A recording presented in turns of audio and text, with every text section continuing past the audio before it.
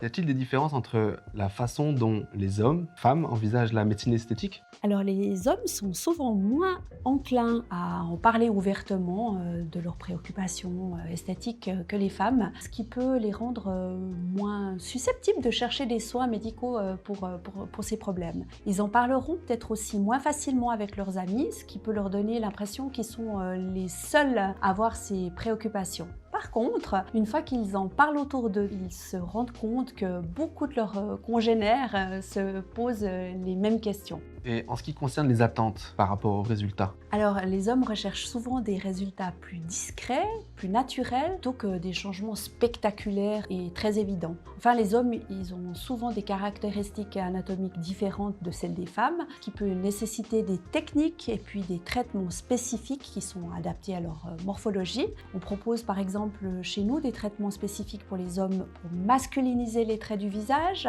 On peut le faire en renforçant les lignes de la mâchoire, en rendant le menton un peu plus carré et défini, et à l'aide d'injections d'acide hyaluronique.